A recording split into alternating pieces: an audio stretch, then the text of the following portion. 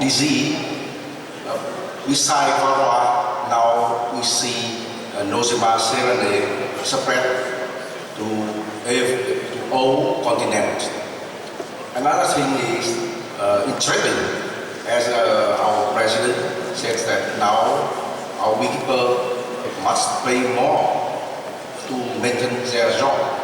Production costs more and more pay. Another thing is intriguing, that is the contamination situation, as well as GMO, that not only demand by customer, but also regulated by government and main market like EU or USA. So I hope from beekeeping economy section and pandemic, you can learn something from scientists and your colleagues in next day. Thank you very much. Thank you very much, Dr. Quentin.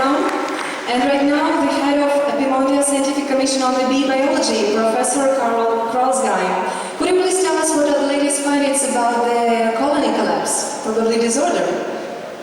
When colony collapse disorder occurred first, people were mostly looking for single causes. So they were looking, is there a new virus? Are there several pesticides or a group of pesticides that's responsible? So during the years, we realized that it might be not just one reason, it might be an accumulation of different reasons that caused these phenomena. So the latest research shows that there are many subjects responsible probably for this disease. It's not really a disease. So for instance, we are looking for the quality of queens. We are looking for the impact of weather and the different factors when they are occurring and how they are interacting. But one of the most robust tools to investigate this phenomenon are still surveys. And you might meet a volunteer who is giving you a sheet of paper with 3 or 4 very simple questions. And we really ask you to fill this questionnaire about your honeybee losses during the last winter. It will be the first time that we have in the Ukraine and partly on the colleagues from Russia an evaluation with many hundred people doing this. So please help us and be a part of the scientific world to bring us data. Thank you very much. Thank you very much, Dr. Kralsgeim. And right now the floor is given to the head of the Epimondia Scientific Commission on Bee Health, Dr. Wolfgang Ritter. What would you consider the most dangerous factors affecting the health of honeybees? Well, today still the Varroa is a very important factor, and more than 40 years after the invasion of this parasite worldwide, we are still not able to control this mite every year without any losses. And viruses are transferred by the mite, as we know today, and this is has more harmful effect to the bees. We will only solve the Varroa problem and other disease problem of the bees if we strengthen the bee colony's power of resistance. In this respect, it is essential to reduce the application of pesticide dangerous to bees, or maybe even better to prohibit them. This should be discussed here, and we will have a roundtable on this subject, a special roundtable on this subject on Wednesday, and it will be discussed by experts and together with beekeepers. The Bee Health Scientific Commission is organizing 4 symposia and 1 plenary session, and the focal points of these meetings is bee health and effect of pesticides, surveillance programs, news about Nosema, foulroot, and other diseases. Last but not least, you will get news about the possibilities to control the Varroa mite.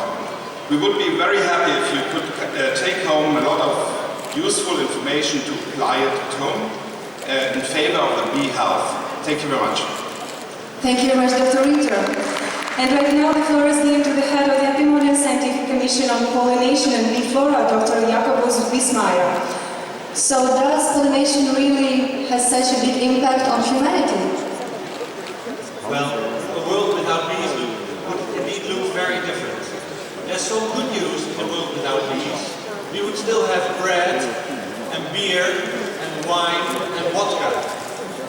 That might be enough for some of you, but it's not enough for me and it's not enough for most of us. We need more broader diets. We need fruits and nuts and vegetables and other things. And many of those, most of those are pollinated by bees. Honeybees and other bees. Luckily, more and more people realize that. Not only you. The honeybees are excellent pollinators, we know that. But we also know now that we need a diversity of bees in landscapes. And we need healthy landscapes to maintain healthy honeybees, but also healthy bee populations. So what we'll try to do in the next couple of days is identify how we can guarantee that we have sufficient and sustainable pollination for all our crops in the world, so that we can face the task of food security. We need to link up the beekeepers, farmers, and the whole society and talk together, see how we can do that. And we'll try. So come and join our sessions, and you might learn something about it, and we might learn from you. Thank you. Thank you very much, Dr. Bismarck, for your wonderful speech. And right now the floor is given to the head of APIMONDIA Scientific Commission on Beekeeping Technology and Quality, Mr. Etienne Pounot. So please tell us, why is it so important to promote organic beekeeping? I think that organic beekeeping is the future for the beekeeping. Perhaps not with the label organic, but organic beekeeping, it will say that we are working in a very good environment, and for the beekeeper, it's a very good thing. When we say this kind of things, organic, what can we say? We see a pleasant environment, and when we feel the product, you feel the quality of the product. It's a beautiful honey or specific honey, but it's a quality, it's a label of quality. And even if you don't produce on label rules, you have to have in your spirit that you must continue to produce quality products. A specific roundtable will work on these topics, but you have to know that on the quality is not only linked with organic criteria, they are linked with a lot of different things. We produce a lot of different good beekeeping practice guide in the world, and this is the way that we have to take if we will arrive to something correct. We have to struggle against adulteration, and even if we label our product organic beekeeping, it's not always the case, and we have to struggle against this kind of things.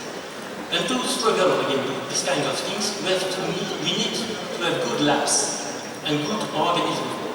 We need traceability, and we have a lot of lack in this field.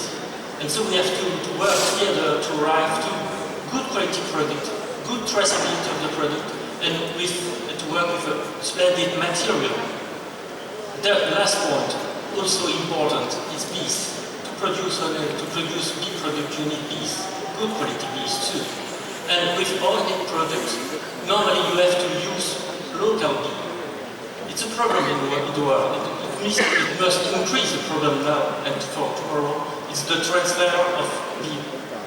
Because if you take bees coming from outside of your country, the risk of pathogen increases a lot.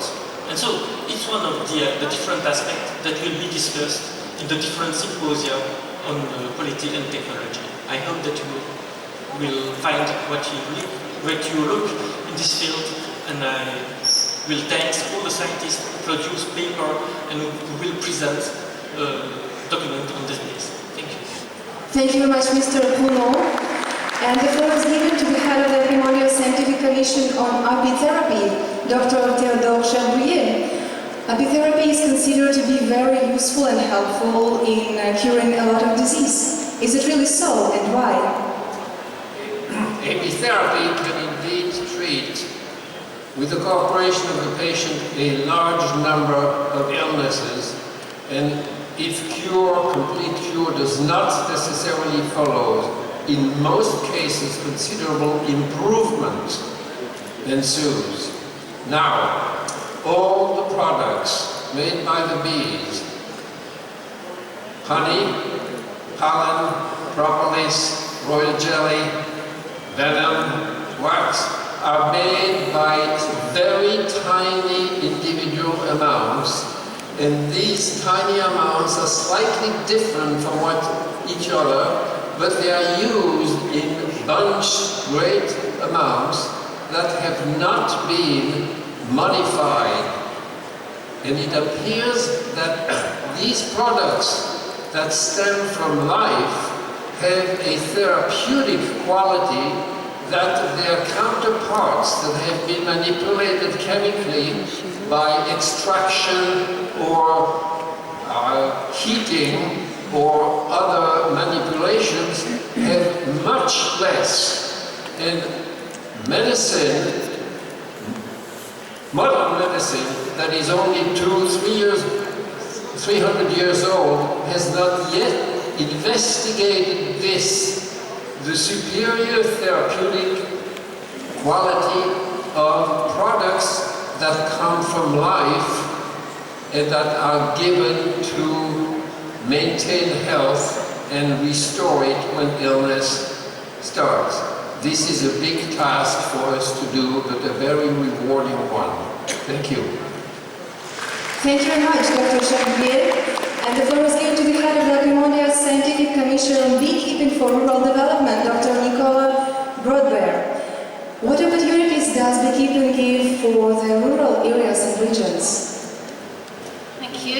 Well, the good news is that beekeepers, even in the poorest and the most remote parts of the world, can harvest perfect, top quality honey and beeswax.